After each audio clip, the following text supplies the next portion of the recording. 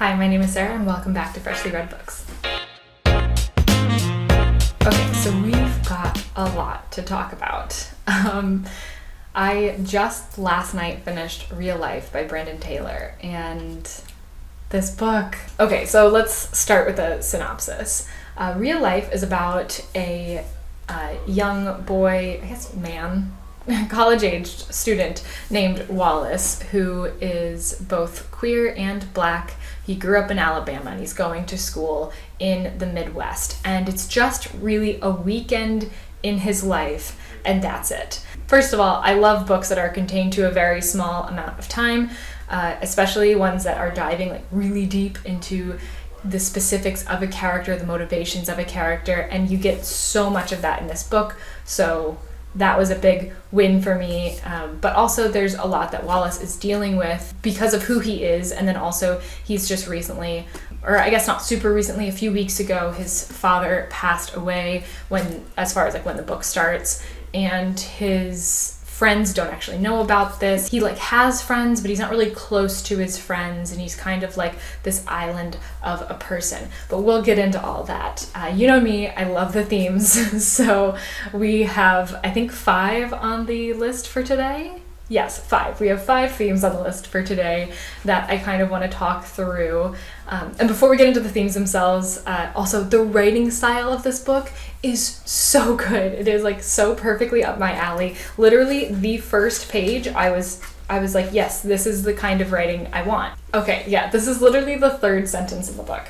The air was heavy with their good times as the white people scattered across the tiered patios pried their mouths apart and beamed their laughter into each other's faces. When I read that line, I was like, this is the writing style I want in a book. I love when regular everyday things like people laughing is described in such a way where you know that the narrator is a little bit cynical. There's something about getting that narrative tone immediately right away in a book that's oh.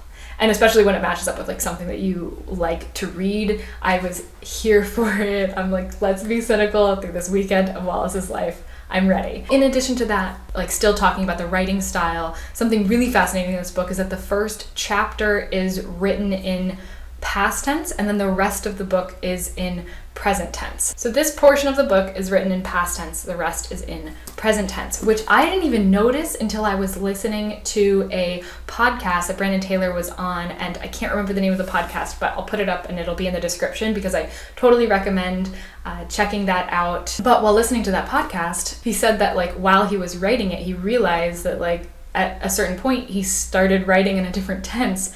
And at first he was okay, gotta go back and fix that. But then as he was thinking more about it, decided to let it stay that way. And I didn't even notice, but thinking back and just thinking to the tonal difference between the first chapter and just kind of getting introduced to Wallace and his friends, as opposed to the chapters going forward where you truly feel you're in Wallace's life. You understand the way that his brain is working more than you do in that first section, and you have a different perspective on him and on his friends than you do in that first section. So I think it's really brilliant that he left that in there, that he made the cognitive decision to have these different tenses in the book. Very cool. Okay, onto the themes. So the first theme that I want to talk about is just, what does it mean? What does the term real life mean? What is it to live, to be in real life? And this is something that comes up a lot throughout the story. Wallace kind of feels like he is not living among the real world. And part of that is because he is in graduate school, and he's in graduate school with some of his friends, although some people in the friend group are in the real world, they have real jobs.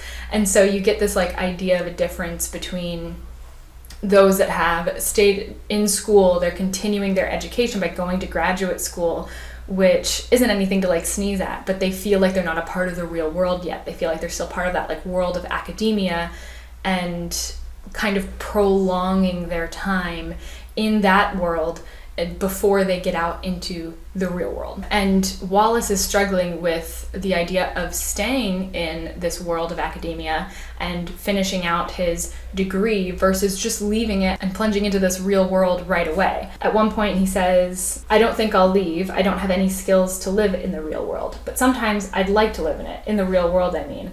I'd like to be out there with a real job and a real life." And I think that says a lot about Wallace, and it's really not just about the school in general, but just that he constantly feels like he is not living this real life. And in other instances it comes up when he's like out and about and he sees other people interacting with each other and they seem to have like everything all figured out, and he looks at them and he's like, okay, they're a part of this real world, like they've got a real life, but I don't.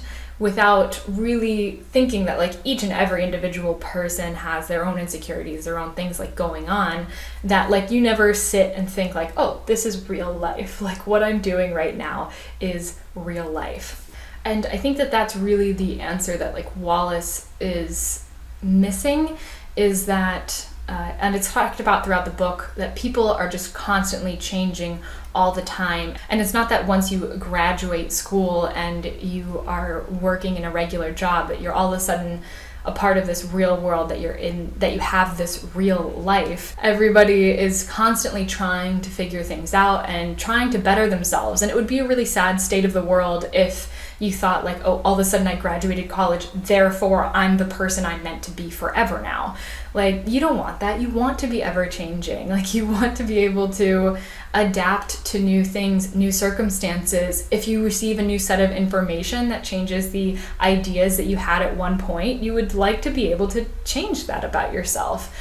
And I think that Wallace sees the world, and a lot of us see the world as at some point you'll enter it and you'll be there and you'll be who you are. But in reality, you're an ever-shifting individual. You're a living thing in the world, and you're going to change. Like, things are going to change about you. Things are going to change about the world around you. And you know, that's life too. It's not just life as soon as you have it all figured out. It's life figuring it out. And then along with this, there is another main character in the story named Miller. And Wallace has a lot of conversations with him that I could talk about forever, but one of the fascinating things that they talked about at one point was Miller wanted to talk about something that had happened between them, and Wallace didn't. And he was like, what's the difference? Like, it happened. It's something that already happened. Like, we don't need to talk about it because it just happened. So Wallace is almost of this mindset of you should just always be in this present moment, that it doesn't do anything good to talk about past moments, that nothing is going to change about that moment just because you've talked about it, which is, I think, a pretty unhealthy way of looking at the world. I really liked Wallace throughout this story, but he's a flawed character. And I think that that's more and more obvious as the story goes on, and we'll talk more about that in upcoming themes. But particularly this notion that a situation just happens the way it happens, and there's no way for it to have happened differently just because you've talked about it. But I'm sure that you have been a part of some event, maybe a part of an argument or a quick comment that maybe hurt you, but then when you talk to the person about it later, you realize where they were coming from, what baggage they brought with themselves into that conversation that made them say that quick remark, or maybe they meant it in a completely different way than you ended up taking it. And it doesn't mean that that situation didn't happen exactly how it happened, but it does mean that when you get more background information, that you can change your mind about how everything played out in general. But there's something about Wallace that makes him want to experience moments as they happen and just let them be that way. And he lives a lot of his life like that. He's a very passive person in his own life. It takes him a long time to make a decision. He often is very wishy-washy about it and doesn't quite know what he wants out of life, out of graduate school, out of his relationships. So he just kind of is there throughout his life and is not really playing an active role in it. And I think that's why he feels like it's not real life, is because he's not really doing anything to impact it, but that doesn't take away from the fact that it is real life. And it doesn't take away from the fact that situations can be different if you know more information about them, even if you were there for that situation or that event. And this kind of takes me into the next theme that I want to talk about, which is that of loneliness. Wallace is an incredibly lonely person. So Wallace arrives for this dinner party, and he hears already his friends are inside and they're talking. And at this point, you already know that Wallace kind of feels like he's on the fringes of this friendship. Either when he goes to events, he leaves them early, or he just doesn't go to them at all. He oftentimes prefers to be by himself. He sees relationships themselves as a way of putting himself in danger because of the past that he has. And so he's about to knock on the door to enter into this dinner party, and he compares friendship to being a cult, where this group of people get together and they talk about memories of past times that they had gotten together that unfortunately Wallace often missed out on, either because he wasn't there or because he left early. And so once again, that's going to make him want to leave this event early, and then more memories are going to be made that he's not a part of, so that he once again feels excluded from this cult of friendship. And I think that that is something that is very relatable to a lot of people, where you are in a situation where the other people there are more friends with each other and they've been through more experiences together, and they reminisce about these experiences that you weren't there for, so you feel kind of left out. It's a very lonely feeling.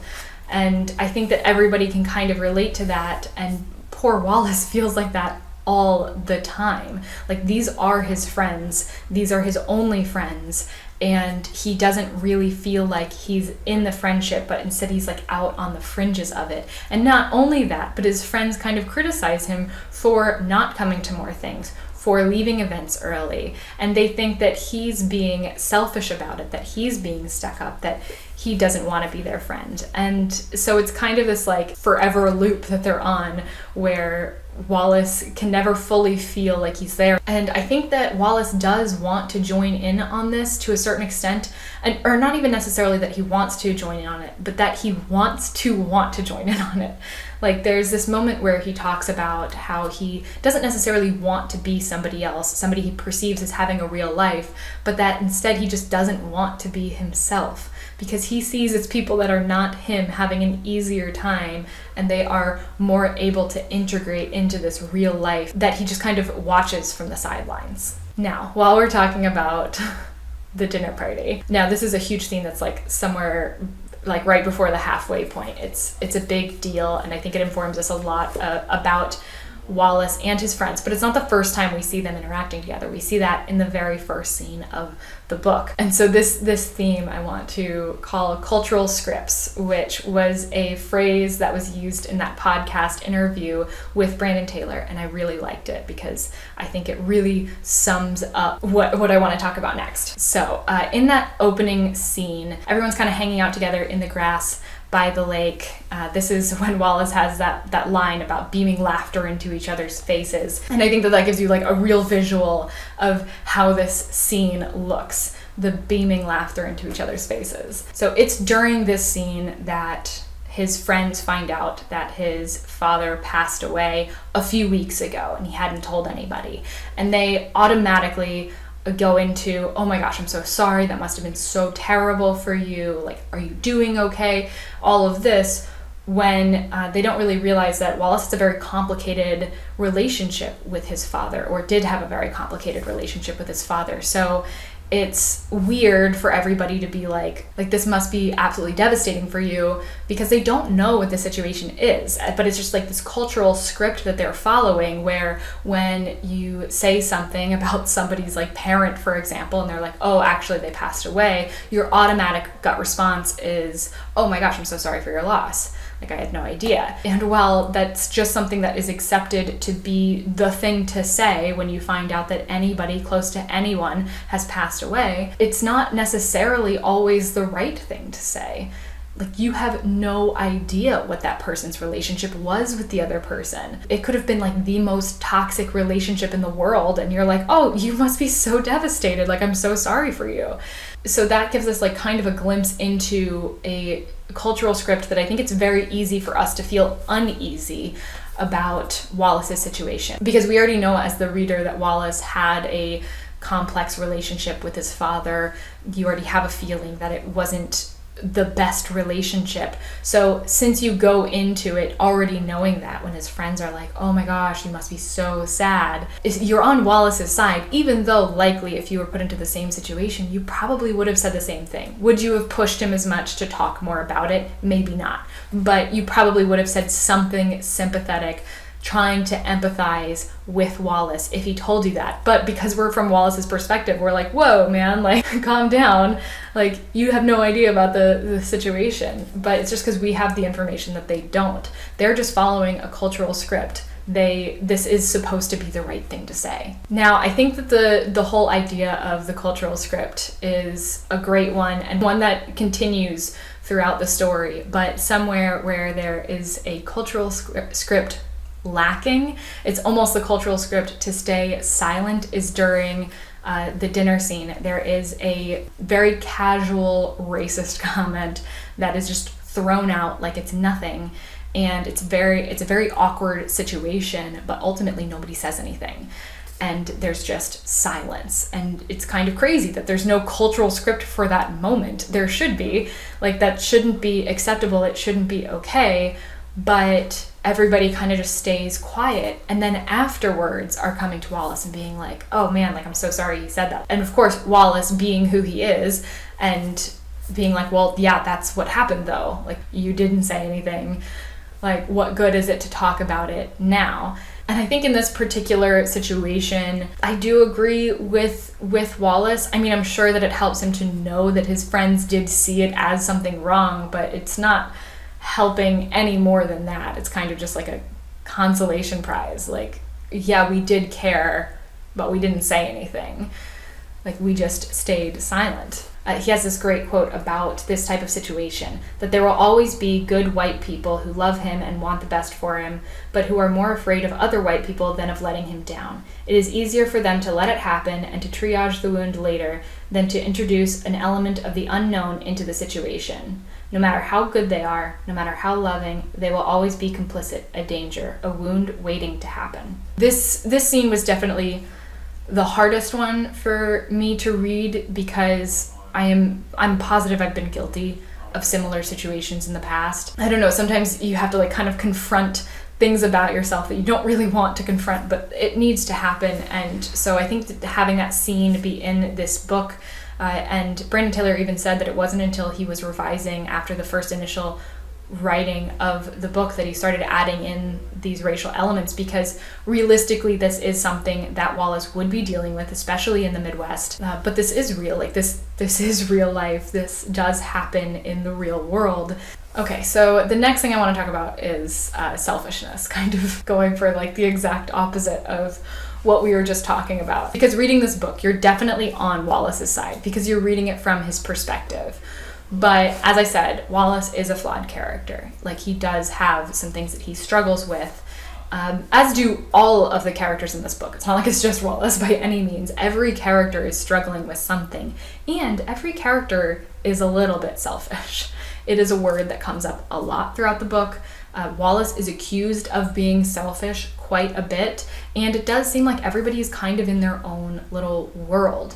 So each individual is selfish in their own way throughout this book, or at least that was the feeling that I got from the characters that we got to know well enough to be able to know something like that about them.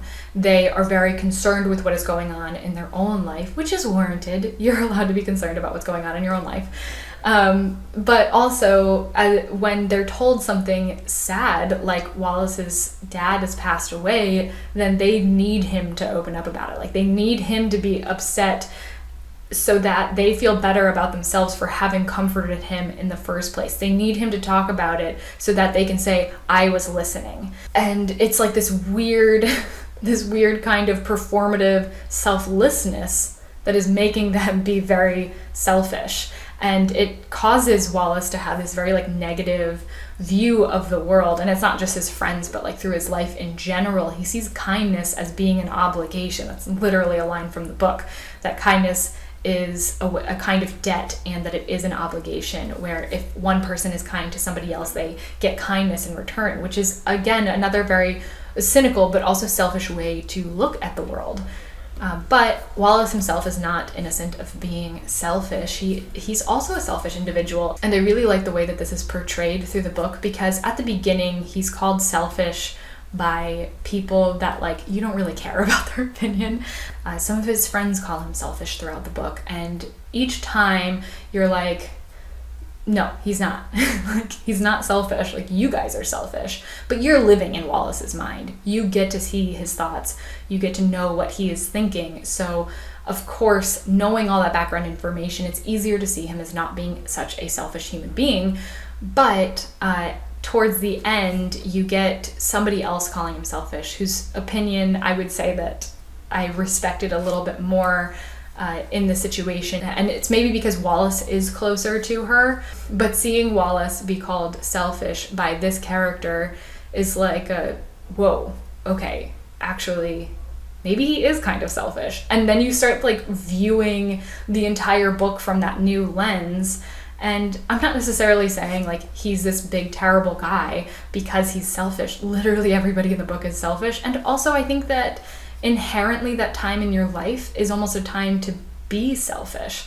Like, you're trying to figure out who you are, who you want to be. Everything in your life in that moment is about you, because you have to, like, society has told you need to like figure all this stuff out like right now, so that you're like ready for the real world, and that later you can care about other people. You can care about like who you're going to marry, what kids you're going to have, like that's the progression of things that we've all just kind of traditionally accepted. And so I don't think it's crazy that all of these characters are as selfish as they are, but I do think that there is like an interesting perspective of, at the beginning, reading the book and feeling like, don't you dare call Wallace selfish, and then towards the end being like, but is he though? So that was just an incredible kind of progression throughout it. And then the last thing I want to talk about, which kind of just like pervades the entire story, the entire book, every theme, is the symbolism that water plays in this book. I noticed it pretty immediately that it was being like mentioned a lot, whether it be the sound of a leaking pipe, or like downing a glass of water, or sticking your head underwater, or trying to scrub as clean as possible in a bathtub, or the lake is a huge part of the area they live in. There's like a billion different references to water, and that's actually why my book ended up being so tabbed up. Although if I had actually tabbed every spot where like water was mentioned in a way that seemed like it could have been a metaphor, it would have been like a lot worse, as in a lot more tabs. But I was like thinking, like trying to think, like, what is water supposed to signify in this story? And after a very long time of trying to figure this out, I think that maybe it's meant to represent a lot of different things, which is maybe like the cop-out answer. But I do encourage you, if you haven't read the book yet, just kind of like be attention or like on the lookout for the different scenes that mention water, and see if maybe you have an idea of like an overall pervading theme of water. But I have a few different ideas as far as what the symbolism of it could mean. One being that feeling of being like underwater versus being on the surface. That also includes like the feelings of drowning, of feeling like you're in danger, but also of being so in your own head that you can't think about what's actually happening up on the surface where real life is happening, that you're so far into yourself and your perception of all of these different things that you can't actually see what's going on in front of you, or you can't be a part of it, you can't enjoy it. I think that that's relevant in a few different areas based on times when Wallace goes to the lake. There are times when he says that he wants to just shove his head in the water and drink as much as he can, that he just wants to sit in his bathtub and doze off submerged in water. I think it's very much a way to ignore what's going on the surface level. So a way that it could be viewed differently is the current of it. So either going with the current or kind of fighting your way and swimming upstream. This is a metaphor that is literally put into the book itself, where he compares graduate school to being like swimming upstream, trying to stay in this moment, trying to stay in this world of academia instead of joining the real world, instead of following the current along where it's supposed to lead you like into your real life. And he even says like into the dark waters of your real life. So then that could be a thing, shallow water versus deep water. There's also the idea of leaking that is told at a few different points, and the scenes where it comes up I think is really beautiful because it does feel like Wallace is kind of leaking a bit. That sounds weird, but where his inner self is kind of just like leaking out a little bit instead of this like facade that he always feels like he has on. Oh, and then there's of course the uncertainty of water. There is the idea of being an island with like everything else flowing around you and you staying in one spot. There's like a billion different ways that water could be seen, and each of the ones I mentioned, I think that there are different scenes that kind of play into each of those. And so while I was reading, I was like, oh, this is what it means. And then there'd be another scene that would reference water again. I'm like, oh wait, maybe that's what it means. So if you read this and you were also thinking like, wow, water is being mentioned a lot, and you have an idea of what the grand purpose of this was in the story, please do let me know. And if you haven't read it yet, then definitely keep an eye out for those sections. Okay.